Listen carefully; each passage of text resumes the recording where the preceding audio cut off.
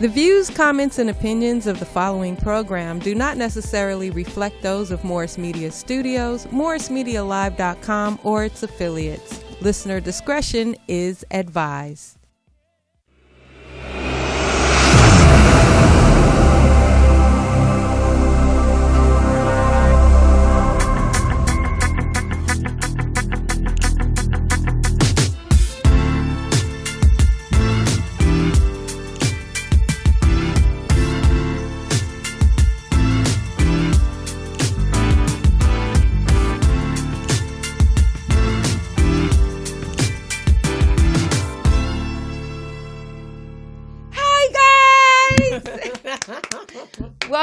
Welcome. First of all, happy Inauguration Day, guys. Yes. It was a phenomenal day in America. History in the making. Oh my gosh. I wore my pearls and chucks for Yes. today for the inauguration. You read my shirt.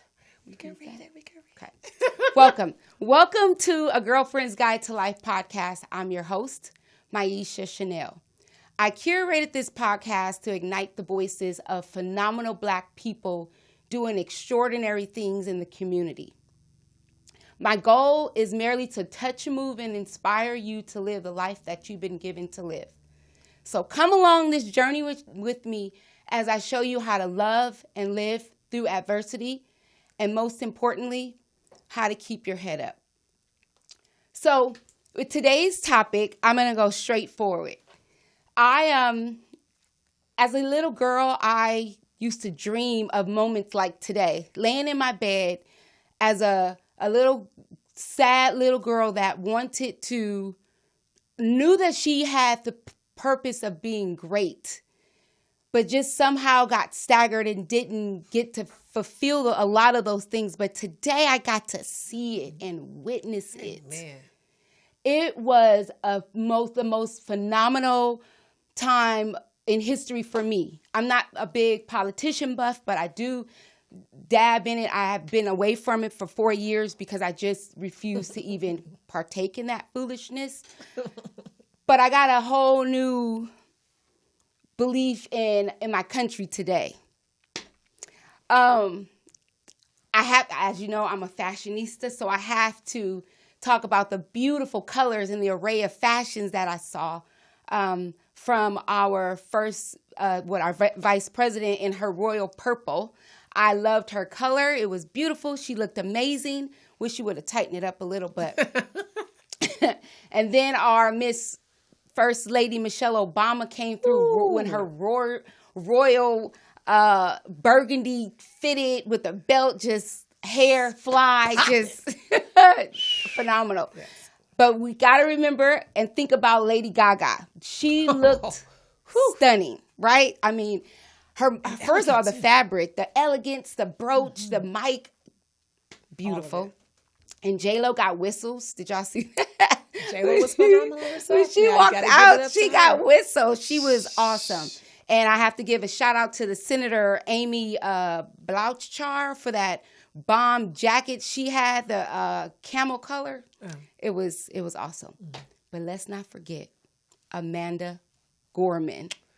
The American Poet Girls, kudos to you for coming out looking like Black girl magic in your royal, beautiful yellow jacket adorned with your red crown. You look phenomenal, and your message, amazing. We heard you. So poised, thank you. so confident. Love her. I had to get that out because I had it in me all day, just undertaken by just joy and happiness. So with enough of that, let's get to the show. So with that, I have very strong beliefs in two things. I believe that if you can build wealth in two ways. That's through home ownership and through business entrepreneurship. Some of us, like a lot of Americans, choose the route of home ownership. But as you know, our generational gap is far past the white American. So I wanted us to be able to buy homes and know what it looked like. in order to get a home. So I did some research, and I have a girlfriend. Girlfriend's guy. I'm bringing my girlfriend in, and she's going to help us and teach us how to build generational wealth through home ownership. So the topic is, so you want to buy a house, right? Yes. So did you know one of the main drivers of generational wealth in the U.S. is home ownership? Close examination of wealth in U.S. finds evidence of staggering racial discrepancies amongst Blacks and white Americans, as I just spoke of, right? Efforts of Black Americans to build wealth can be traced back through American history. But these efforts have been impeded in a host of ways, beginning with 246 years of chattel slavery, leaving Black people more economically insecure with fewer opportunities for economic ability. With that being said, I brought in, like I said, my girlfriend, my friend. She's a mortgage expert. She's going to discuss key elements on home buying. Shirley Nichols has over 27 years experience, you guys, in the mortgage industry. Mm-hmm. She is currently a mortgage loan originator for Clear Sky Mortgage and Realty. Mm-hmm. She's from Kansas City. She's writer's mommy. She's a writer, a member of Jack and Jill. And in her spare time, she sells paparazzi jewelry.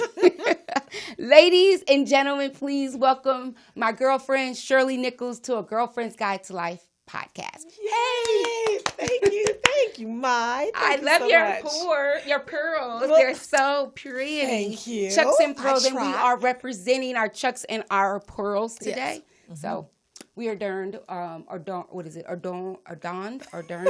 in our pearls today. Yes. So tell us, with the little information that I did speak of you, you have so much experience. Tell us who Shirley Nichols is. Yes. Well, first I'd like to say I'm a mother. Yes, you are. I'm a mother. I'm a believer. I'm a doer. I'm a worker bee, hustler, and just an all-around believer. And it's better to give than to receive. I love to give. You do. Know? And do. A lot of people, I think, they get that kind of confused with something tangible. Yes. I give you money. I give you gifts. I give you handbags. No. I like to think of giving in a more intangible type of thing. That's and so good. Giving is what I love to do, hence the reason being a mortgage broker. Giving out information, education, and trying to help those who want to buy a house, buy their first or second or third home, and then refinance if they need to after that. So, yeah. So how did you get into, because we had a conversation. Yes, we know each other, but I got to interview you and really delve deep into your history and your experience. So with that conversation, I found new things about you. Okay. So what was inspiring to me. So Tell us, how did you get into mortgage banking? Yes, of course. So must give it up to my alma mater, University of Missouri, Columbia. Go Mizzou Tigers. Okay. Hence your red. Hello. Well, they're actually black and gold, but okay. There are? Yeah. Oh, Kansas City Chiefs. Yes, the Chiefs. Oh, wait. Did we talk about them for Sunday? Go Chiefs, beat the Bills. Okay. All right. Plug. No. So when I was away at school, my junior year, I just started thinking, wow, what am I really going to do after I get this degree? Okay. And I guess I should say the start of my junior year, we were sitting around talking with girlfriends and, hey, go into the business school, right away. Business, yes. My dad was an entrepreneur. Okay. My mom is full of education. That's what she did from teaching on up to a principal, retiring as a principal. Okay, so got it. That side was education, but my father's side was entrepreneurship. Okay. And I was just like, business sounds like the way I want to do these, my life. Okay. So outside of writing. So I went on into the business school at University of Missouri, Columbia. And from there, that's when a bunch of us students got together and were like, hey, what path are you going to take? What path are you going to take? And I got turned on to a scholar program called Inroads. Inroads, back in the day, everyone knew who Inroads was. If you were in the Midwest, you knew what Inroads scholar program was. Okay. You had to intern every summer with a corporation that you would soon hope hopefully get an internship with and lead on to your full-time employment. Wow, that's awesome. Absolutely. Yeah. So, and that's how I got started in this whole mortgage business. I went on with Inroads program, and then that led to my internship with a company called Household Finance. And Household Finance, from there, the training begun, and everything about any type of mortgage program I wanted to know just started being developed in me. And so after graduation, I then went on full time with Household Finance, and it was full steam ahead after that. So that's how I got started. And so now you are, you said that you were wanting to just help people and show people how to become homeowners. Yes. You have programs that you said to me early on that you specialize in. What programs are those? So that's your regular government loans. That's your FHA, your VA loans, and those type of loans are there for the picking. And it used to be, when I first got into business 27 years ago, it used to be that it was a stigma, oh my gosh, you don't want this government loan. You don't want the FHA or the VA loan. But now times have changed. People are starting to understand those are not bad programs at all. Those are the programs, what I like to think of as your starter programs, or your programs to have because it makes sense. Yes.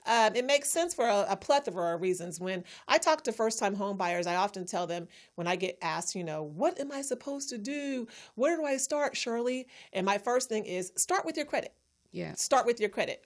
You should get all 3 of your credit reports, not just one, but you want Equifax, you want Experian, you want TransUnion. You want all 3 of these reports because what reports on Experian may not report on TransUnion. And if there is a blemish on Experian, the underwriter is still going to see that as a blemish. So you're going to want to make sure the credit is intact.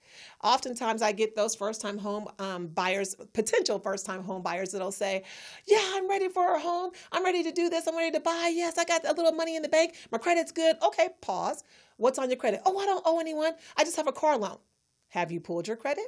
Right. And then all of a sudden, they pull those 3 credit reports, and it's, oh, you have a collection with cable bill, whatever. You have these student loan payments, right?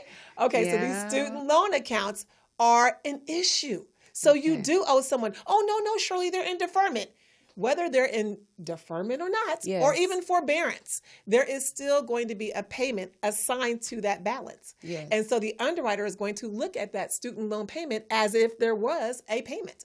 And what makes it even more crucial is those forbearances, those deferment student loan payments, they often don't have payments assigned to them on the credit report. Right. So what happens is Fannie Mae, Freddie Mac, FHA loans, they will assign a payment to it. And it goes like this. Whatever your outstanding balance is with FHA or with, let's say, Fannie Mac, they will assign a 1% payment factor to that balance. So let's just say, oh, your balance is $1,000 or $5,000, and they're going to assign a 1% payment to that $5,000 balance. So now all of a sudden you've got a $50 payment that you have assigned to this balance. Got it. So it is very important to understand about this whole myth about student loan payments are in deferment. That's not going to hurt me.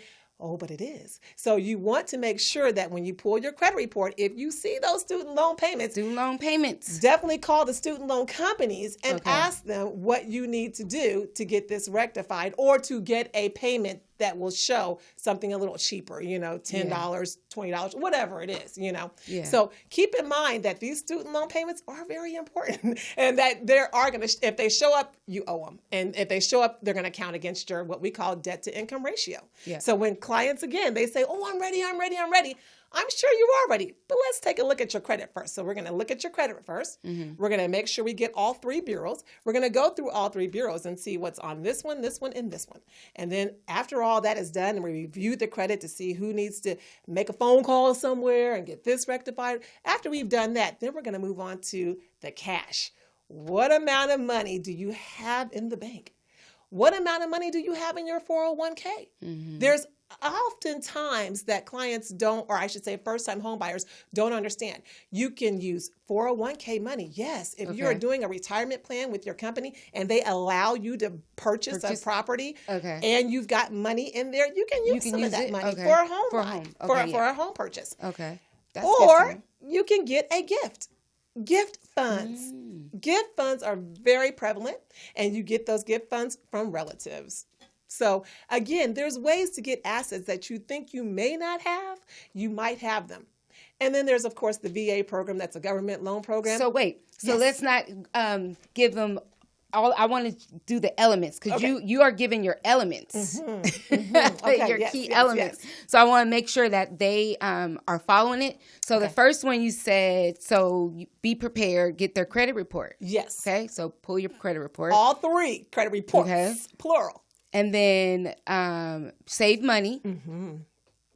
And then you said now for the down payment assistance, and that's where you are. So you have down payment assistance programs. Well, so there are some, and I throw caution to the wind a little bit about the down payment assistance programs, because with down payment assistance programs, what you find oftentimes are they're geared toward a certain amount of income levels, a certain location, and certain type, or I should say size of the property, meaning the sales price. So if you're going to buy a property between $100,000 and $300,000, then you're in one category.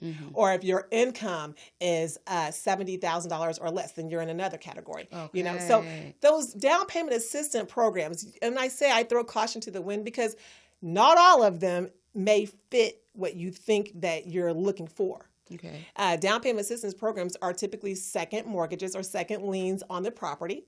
So you get your first mortgage, and then here comes the down payment assistance. Sometimes they're what we call silent liens, but more times, often than not, they're going to be a second mortgage. And if you want to refinance your home later on because, I want to expand my home, I see a swimming pool I want to install and purchase and build, and I want to do that, so I need a second mortgage. Or if I want to sell my property one day, that second mortgage, that down payment assistance loan, 9 times out of 10 has to be paid off. Because there's going to be a time frame. Most of the time, these second mortgage or these down payment assistance programs, most of the time they're going to say, you can't do anything with your property for 5 years or 6 years. There's going to be some kind of protocol typically in place if you get those down payment assistance programs. Or worst case scenario, if you really, really need it and the program fund runs out of funds. So that's another, I throw again caution to the wind about the down payment assistance programs. That's why I talk a lot about the government loans, like the FHA, where there's a 3.5% down payment. Talk about that. Talk about that. Yes. The FHA and the 3.5%. 3.5%. So with FHA, they have a 3.5%. That's their mantra. 3.5% down payment for when you're buying a home. So you don't have to, get into the idea of, my mom or my dad said I needed to have 10% down. No. We're going to dispel that myth and tell you, no, you don't have to have 10% down. You don't have to have 20% down. Now, there's a lot of reasons why people want the 10% down or the 20% down, because they're going to get a lower interest rate, or they may not have that pesky little PMI, right? That private mortgage insurance. So then people will often say, well, then I need to get 20% down. Well, then you might have to wait a little longer. Or else get a gift funds or use your 401k or retirement plan. But oftentimes, like I say, I'm a big advocate. If you're a first-time home buyer, I might say, think about FHA because it's 3.5% down. Now, not to say there are several conventional loan programs that you can do at 3% down. So there are some programs, if you qualify for them on a conventional level, 3% down is definitely something that you can look into and do. And then what about VA? VA, 100% down payment, baby. No money's needed. That is awesome. Yes. They deserve that. Don't they deserve that? Yes. Don't they deserve that? Yes. Shouts out to our vets. Yes. Shouts out to our veterans. Thank you for serving our country. Thank you for your service. Yes. Yes, absolutely. So that 100%, I think a lot of people tend to forget that that's available. That is still flourishing, ongoing. It is what it says, 100% down payment 100% financing. I keep saying down payment. 100% financing. And so even when you have time, when it's time to do the appraisal, you don't even pay for your appraisal up front. Really? All of this stuff is rolled into the loan. It's all rolled into the loan. And then, it's just a wonderful, amazing thing to do a VA loan. If you qualify, if you're a vet. And, what are some qualifications? A vet. What about their income? So now that's another thing too. So what about their income? The good thing about if you are a VA recipient or veterinarian, then you also qualify for a higher threshold than most candidates, right? So if we're looking at debt to income ratios anywhere from 43% with conventional on up to maybe 49% with FHA, some VA will allow you to go to 50 or 51%, depending on your lender. So that's good. Absolutely. So your income stretches a little bit further with VA. Absolutely. So tell us about what you do as a mortgage broker. So as a mortgage broker, we do, I should say this, we wear all the hats, okay, right? So, I'm the go-to person, right? So I'm your first step of contact. I'm your point of contact. I'm your go-to girl. You call me up, hey, Shirley, I'm ready to buy. Or, hey, Shirley, I need to refinance because interest rates are so stinking good. I've been in this business almost 30 years. Okay, 27. But that's a long time. The interest rates, when I got in, we were selling these mortgage loans at double digits. Wow. Oh, you got a 10% from me? Your credit was 800, 900. Your assets were through the roof. Oh, you were golden at 10% interest rate. Yeah. Oh, yes. And, before my term came in, people were getting 14% interest rates and were loving it. So to see now that interest rates are all the way down to about 2.25%, 2.375%, 2.5%. Oh my goodness! I thought it was 3 something. Oh no, interest rates are under 3%. So if you are talking with the lender that hasn't given you under 3% rate, call me. But yes, absolutely. You have to give us so good. You're funny. You have to give us a shout out. Shout out to your mortgage company. Yes. Tell us about Clear Sky Mortgage and Realty. We are about 10 minutes away from LAX. And the owner of the company is Mortgage Solutions. That is my wonderful broker owner, Alicia Taylor in Las Vegas. Awesome. And yes, and her knowledge supersedes me. So if you don't get in touch with me, get in touch with Alicia Taylor. I do lending in California, all of California, and all of Nevada. So awesome. Yes, I didn't know that you absolutely. You go to Nevada too. Nevada too. Awesome. I learned something new about yo. Yeah. So back to our element. So once they have their 3.5% down, did you talk about that? You didn't talk about that. So the 3.5% down payment, like I said, that's geared towards FHA. And then there's a 3% program down as well with conventional Fannie Mae, Freddie Mac. So that is available. But again, depending on your lender, you can talk with your loan officer, your loan originator, and definitely they will gear you into that place of where you want to be. So again, a lot of clients, I think they have that, but I don't have enough money down. You'll be surprised at when you start saving and when you start looking at other resources. As I mentioned, gifts are very prevalent and are very much. Talk about gifts. Yeah, so the gifts would be someone that would gift you over some of their funds, their assets, right? Mm-hmm. So your parents, your sister, your brother, someone in your immediate family to gift you over some of their funds. Now, they have to show that they can afford to gift it. Yep. So if you've got, let's say $10,000 in the bank and you want to gift your brother, $9,999, well, you said you had $10,000. Let us see it. So we're going to ask for your bank statement. Yes.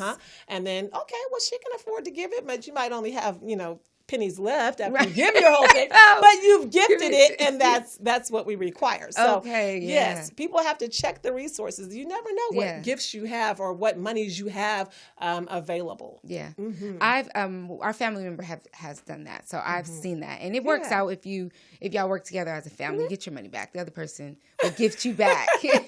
Well, we don't want to say all of that, but at the end of the day, and I think a lot of the times too, people say, well, Shirley, I have this money underneath my mattress. Okay, mattress money doesn't count. That's the money in the shoebox doesn't count. No, right. The money in the bank is what counts. So we have to see that and verify that. Absolutely. So if somebody came up to you or called you from here and was like, Shirley, I'm ready. Yes. I want to buy a house. Yes. So what would you tell them? Go. Let's pull your slow credit it down report. so yes. so they can write it down, because we Absolutely. are going to teach. You're teaching them. I'm just asking you as a student. Okay. Absolutely. How? Because if I wanted to buy a house, like I'm my stance, because I rather live out in another country. And of course, you would some European country. I know. Yes, or Africa for sure, for that sake. So I'm more I am more entrepreneurs. Yes. I'm more of home-based business, or even corporate. And you are home ownership, and I love that about both of us, because tell me, because how, if I wanted to know how to buy a house. Yes, absolutely. Give us from A to Z. Yes. Give us your elements. Step 1, call Shirley. Okay. Yep. Give us your number. Once you've called me, then what we're going to discuss is your credit. That is step 1. And again, I can't stress it enough. Stay ready so you don't have to get ready. Yes. So even if you didn't think you were ready to buy a house in the next 3 to 6 months, still get your credit report. It is so very strategic and wise and smart to watch your own credit. Yeah. Don't let anyone pop up things on your credit report that you have no knowledge of. So get your credit reports, plural, get all 3 of them. So I'm ready to buy a house. Okay, step 1, get your credit reports. Yeah. Review your credit reports, see what's on there. And I will go ahead and give you another little tidbit. Don't worry so much about the collection accounts and charge-offs when you're purchasing a house, especially if you're going to use the FHA lending. Okay. And that's why I push FHA for those first-time home buyers who may have the credit is not as where they want it to be, and they can't get the collections removed, they can't get the charge-offs removed. Well, then what you want to do is start looking at the collection and charge-offs and make sure they're not exuberant balances, or make sure they're not student loan charge-offs. Student loan charge-offs, they're really a government thing, which means that government loan you may not qualify for. That FHA loan you may not qualify for if you've got student loan collections or charge-offs. What's the FICO score needed right now to qualify for the FHA? So you want to look at a 640. Now, we do have lenders that will go down to 600, but that means your that means your interest rate is going to climb. So I talked about under 3%. You might be over 3% if you've got that 600 credit score.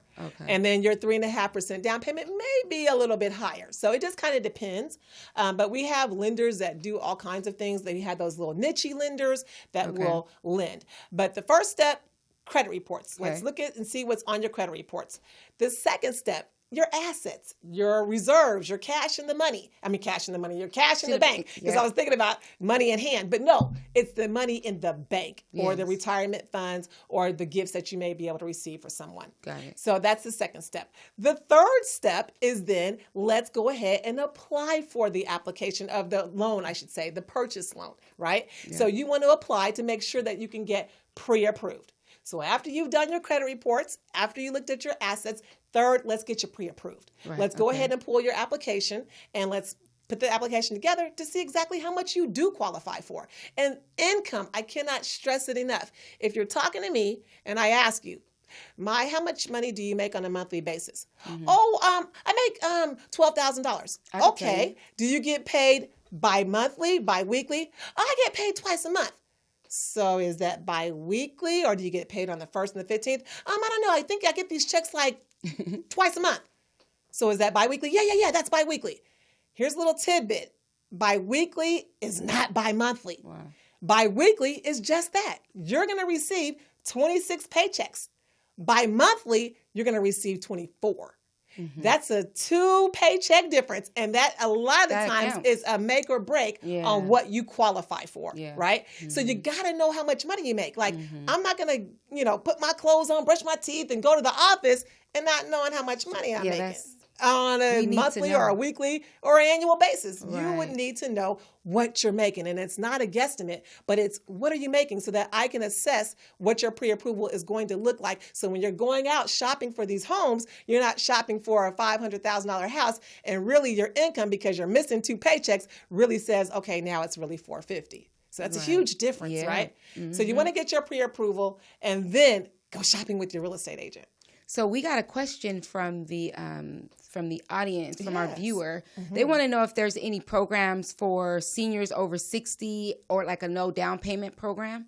Okay, so they don't really look into age per se, because that's kind of more of like a ECOA violation or age discrimination. Yeah. So the only type of age-related programs that they are, though, they are reverse mortgages. So if you're over 62 years of age, you would be able to qualify depending on, again, yes, you do have to qualify credit-wise and income-wise with the reverse mortgage. Mm-hmm. Now, reverse mortgage are, again, for those who are over 62 years of age. So when you ask the question, is there anything or any programs geared to 60 and over to purchase or even refinance, there is a reverse mortgage. And that reverse mortgage is exactly what it says. It works in the reverse. So that means your balance is going up versus it's coming down when you make a payment. Absolutely. But you do need to be 62 years of age or older. And you can purchase a home with using reverse mortgages. But again, the myth about the reverse mortgages, anybody can qualify. No, your credit would still need to be on board because it is an FHA government loan. So we're back to that 640 criteria. And there may be a couple of lenders out there that will go lower than a 640 on an FHA or a reverse mortgage, but it's still a government loan. So you're going to follow along with a lot of the FHA guidelines. Some people are a little reluctant on the reverse mortgages. I don't know because I don't qualify for that loan. So I don't know. You're not 62, not yet. Girl, stop it. No. Not yet. So I don't know much about the program. Sure. So can you speak a little bit on it? Because I have heard a few horror stories with this program. So again, with the reverse mortgage, you start with being 62. The thing about reverse mortgage, I think the biggest, and I wouldn't say drawback, but if for lack of a better word, if you're thinking about having a reverse mortgage, right, the only thing that kind of sets you in a different mood is that balance is going to keep doing this. So if you start off, let's say in 2021, and you start off with a reverse mortgage that's $300,000. You know, the following year it's going to be maybe $350,000, and on and on and on. And the life expectancy right now, I believe, for women is the age of 86. So just imagine if you're taking out this mortgage at the age of 62, what your balance is going to look like by the age of 86. You know. So wait, what's the point of a person wanting to do that? Like to have a home really bad, like. A lot of the times what we find with people who do reverse mortgages, there's a special type of client and a special type of loan program that goes with it. We find a lot of women or men, that don't either have offspring, they have no children, or they aren't married and they're by themselves per se. And they don't have anyone that they really want to leave the house to. So they'll say, well, I'm on a fixed income. Why not I use this income for other things besides a mortgage payment? But I like the home I'm living in, and I don't want to leave it. I don't want to go move to an apartment. I don't want to go move to a senior citizen. Investment. None of that. Right. So they want to stay in their home, but they're on a limited fixed income. So the next best thing in their minds is that, oh, hey, well, you know what? I can stay in my home. I can travel. I can purchase other things. I get that. And it's all without having to pay a mortgage. But another myth is you still have to pay for your property taxes and homeowners insurance. And those are the two things I think a lot of homeowners tend to forget. You still have to pay those. Hopefully you add it in there monthly so you don't have to pay it all at the end of the year, because that could be a little overwhelming. But it's up to you if you have a mortgage payment. I shouldn't say it's up to you. You won't have a mortgage payment, but you're still allowed to make those mortgage payments monthly if you want. Wouldn't it be smart to do that? Well, sure. Because it doesn't sound like it becomes an investment property when you get a reverse mortgage. It's just like, in the meantime, because you're not leaving it to anybody. So what's the purpose of it? Yeah. So again, like I said, I don't know. Help me understand it. You know, it's like I said, it's a special person that has a special need. And if their need is, I don't really need to leave this property to anyone, but I can stay here without paying my mortgage, then they'll just stay there without making the payments. You know, Wow. Until they just. And so one day we all end up leaving this earth. Yes. And it just goes on to be whatever. Okay, so finish. That was awesome. So you say prepare your credit, get your credit report, get what make sure we know what we take home. Your income is so key. And your credit score needs to be 645? 640, but I wouldn't let's focus too heavily on these credit scores, because there are lenders out there that will do 600, and there are lenders out there that will have special programs that if you have a 600, then this is what your interest rate is going to be. This is what your down payment is going to be. So there are lenders that will do the lower scores. Okay. Yeah. So we want to let you guys know that if you want to call in and ask questions and talk to Shirley, you're open to having conversations, yes, right? Absolutely. Call us 323-815-4204. 323-815-4204. Call us, because we're getting questions, and this is awesome. It's getting people interested and inspiring people. I'm all tongue-tied because I'm smiling from ear to ear. Sure. This is a topic that is definitely needed, because we're all about generational wealth. Yes. And we're about that. Like that's what makes us really good friends. That's what we have in common. We both understand and want that. Yes. You know, so absolutely. Teach us. Keep telling. So we have another question before we move on with the rest of your elements. Does a bankruptcy under 10 years owed affect the chances of buying a house? So yes and no. It needs to be over 3 years, or from VA 2 years. Okay, so it doesn't affect them then if it's been 10 years, so they're now clear to buy whatever. Awesome. Yes, Whoever asked that question, go look for a house. That's so cool. Absolutely. That's cool. Okay, so with that, so sorry to keep cutting you off, but it's so much is coming through. So finish on. Home ownership is huge. Home ownership is huge, and especially right now. I mean, these are historic low interest rates. I mean, like I said, take it from me. 27 years ago, I was selling 10, 12% like it was I'm selling Fendi bags or something. Everybody wanted them, right?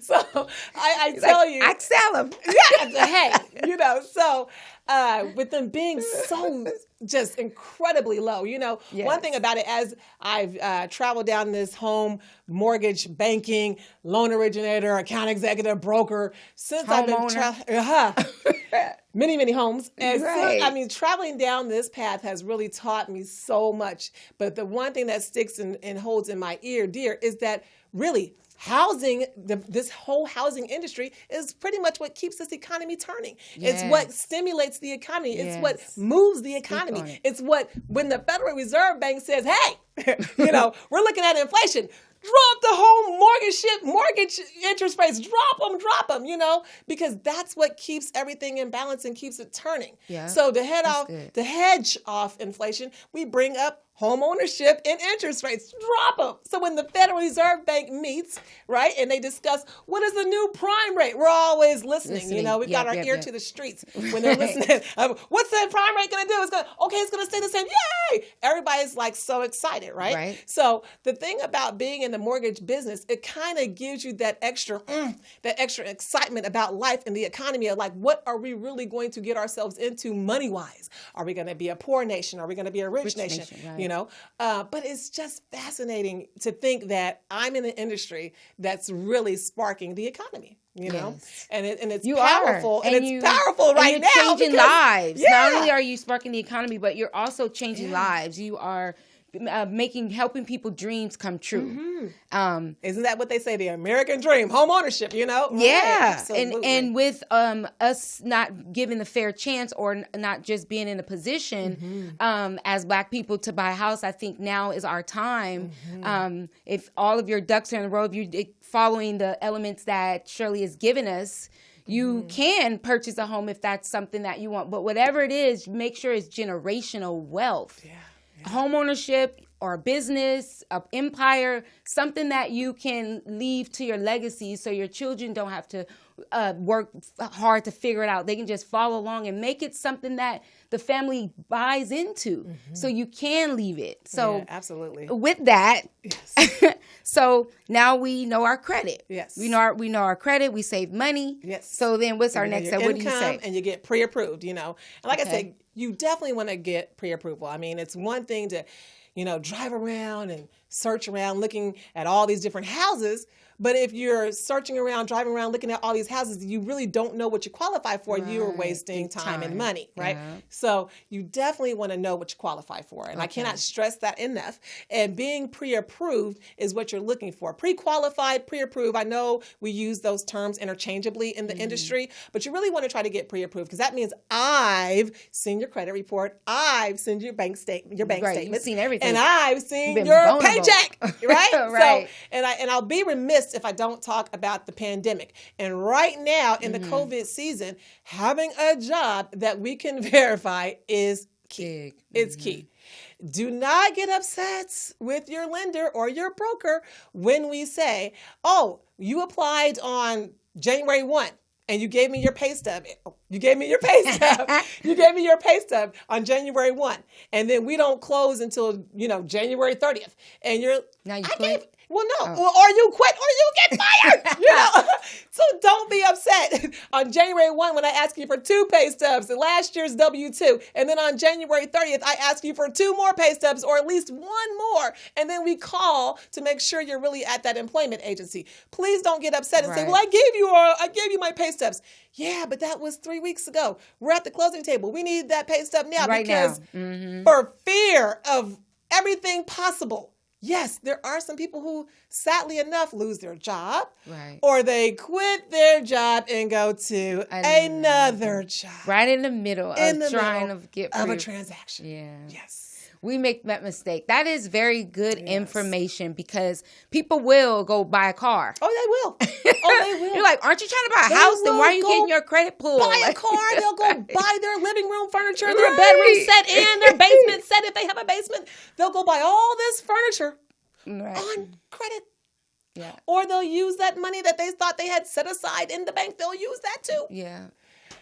Yeah. All of these things, I know we're kind of like jovial saying it, but it's the truth, people. No, it is. After 27 years, I've seen a lot. I won't say I've seen it all, but I've seen 99.9% of it. So again, do not go out and buy anything new. Don't have anyone run your credit.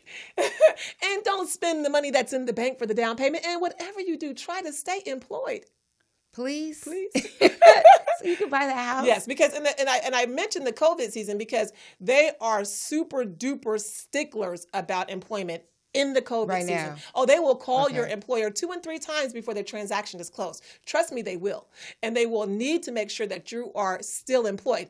Or if you're one of the clients that we have that are hourly pay, and you were on a 40-hour full-time shift, and then all of a sudden, because of COVID or whatever reason, now you're not on that 40-hour shift and it's cut in half to a 20-hour shift. Now you've just changed the trajectory of all of this. The dynamic has changed. Sure. And now you have a whole nother issue to contend with. Yeah. Absolutely. So is it a seller's market or buyer's market? A seller's market. It's a seller's market. Yes, they're buying houses out here.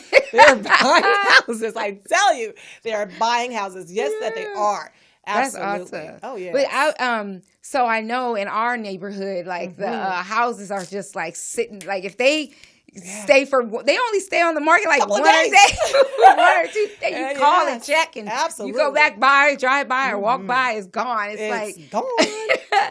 It's actually been cool to have been in the city for so long and watching the gentrification. Let's talk about that though. I always, I watched Inglewood gentrify like right before my eyes. I've been there 15 years, and I get both sides of it, but it gets to the part where it becomes now the community. It's not the community that it used to be, and people come into the community and try to take over the way the community is ran and. The lifestyle of the community. Sure. Yeah. The culture. That's the culture. And that's what I don't like. Don't come in. You can come in and we can all be together, but don't try to come in, bang and take over our strong arm. Yeah. I don't, that's when I don't like gentrification.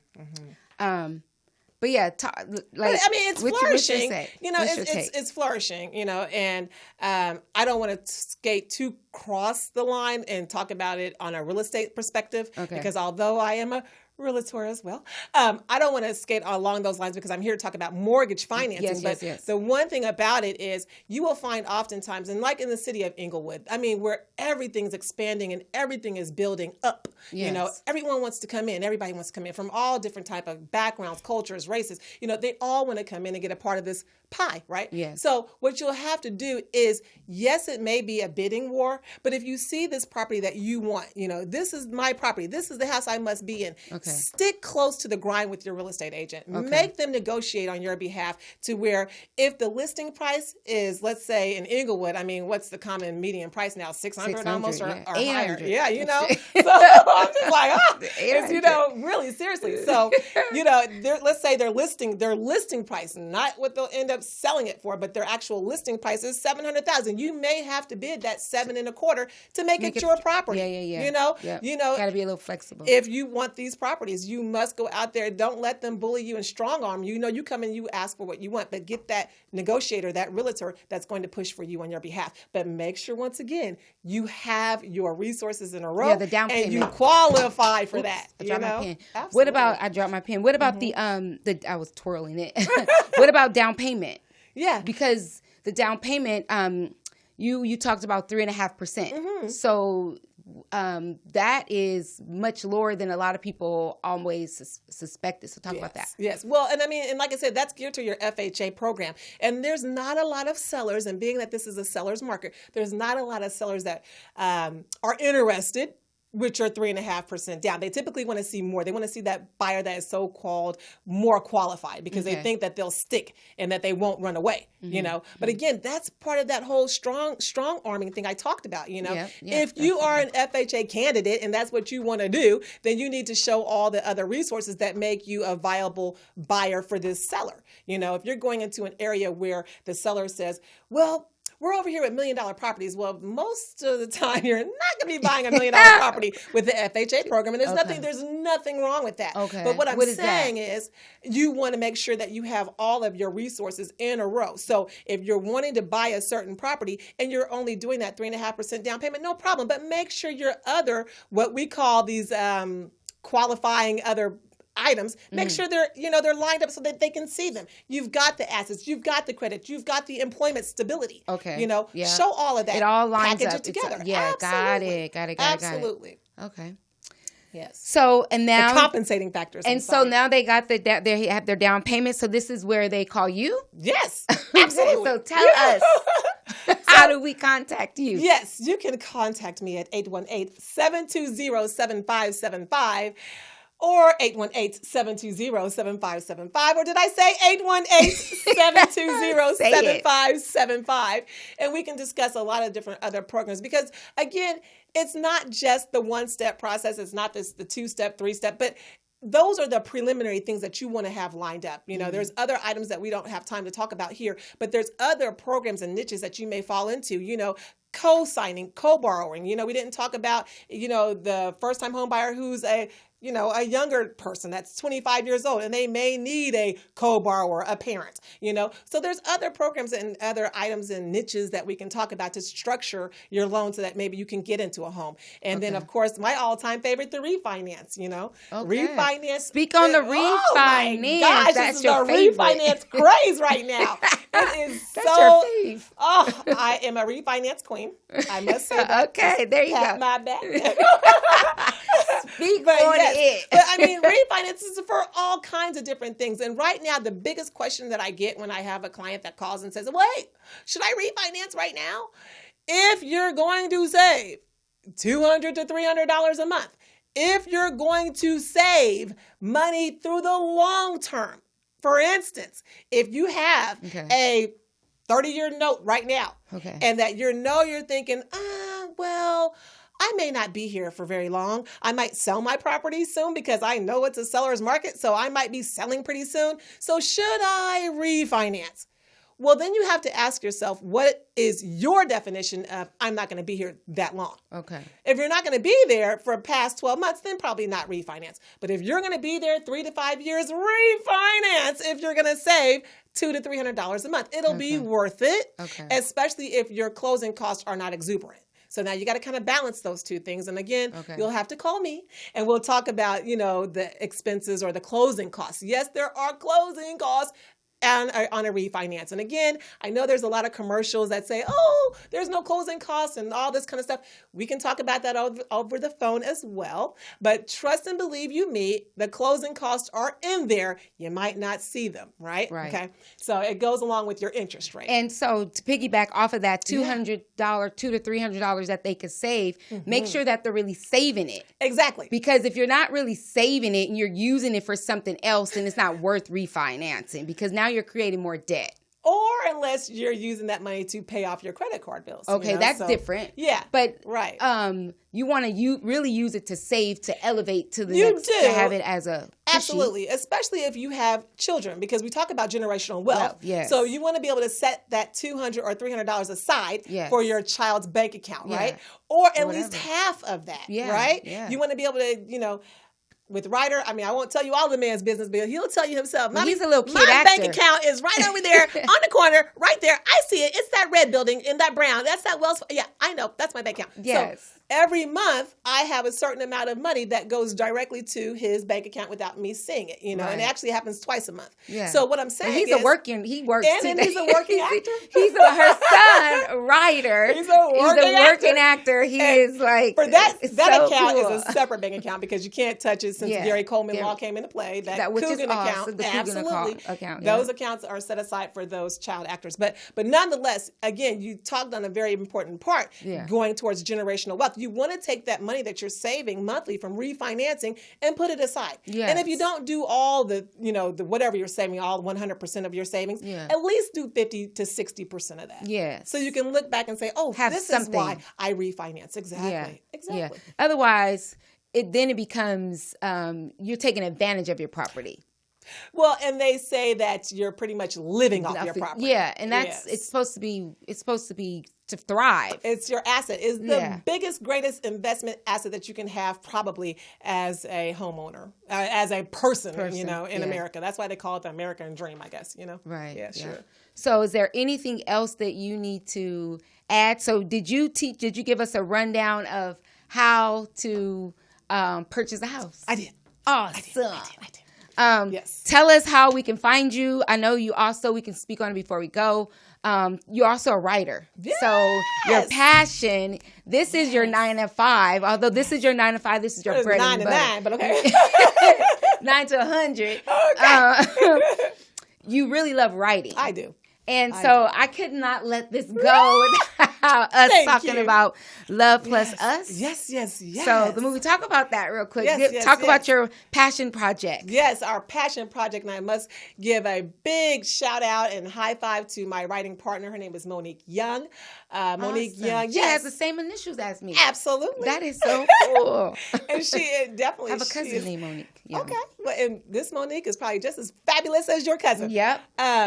Monique is from my hometown, Kansas City, Missouri. Although she has moved from Los Angeles as of late last year. Okay. But nonetheless, we get together all the time over the phone or FaceTime or whenever we can make time, and we continue to create our project, our baby. Awesome. She and I have written, I don't know how many different scripts and and reels and tidbits and everything, but we write constantly. That's the thing about a writer; they're always writing. Yeah. And our latest project is a project that we hope to shoot for an actual movie film, a full feature. It is called Love Plus Us. And not to give it away, but it is very relevant to this modern time. It's talking about all things suicidal and multiple personality disorders. So that's our main character. And hence the title, Love Plus Us. So there's a lot of intrigue and twist in this film, and we've recorded and filmed on the green screen in the COVID season a trailer. You did? And we did. It is absolutely phenomenal. I must say so much. Okay. I can't wait to see it. This mic. But yeah, so we are looking for distributors, producers, to pretty much put the project on the big screen. Mm-hmm. Cool. Well, you didn't put it out there to 7,000 subscribers. So who knows? God is good. He's real. Yes. You guys, it's been a very, very emotional day. It's been a beautiful day. Enjoy America. Thank you for coming through. I knew we weren't punks. I knew we had it in us. And for what it's worth, around this surrounding area, I can say it's been calm. Yes. There hasn't been any rioting, looting, no, it's just peace. Turmoil. Yeah. It's been peace. And I'm very proud of Los Angelinos. Yes, we are, we're just happy. Mm-hmm. Black people, it's your time. Get your ducks in a row. I just showed you how what it takes to buy a house. If you want to, we're going to have a show about building a business as well. So we are all about generational wealth. If that's what you desire, it is just a dream and it could be achieved. You can manifest it. And I'm here to show you. We are here, you guys. We are season 2. Episode 2. Thank you for joining me on episode 2, season 2. I would love to continue to have your support on at Girlfriend's Guide to Life podcast. It was actually Girlfriend's Guide to Life on Facebook, and it's spelled the way it sounds. And on Instagram is Girlfriend's Guide to Life, LYFE. Find me, hit like, send me a message. I love you guys. Thank you for tuning in. Shirley, thank you for coming on the show and teaching us about home ownership. Felicia, thank you. I love you guys. I'm tired. See you in 2 weeks. Peace.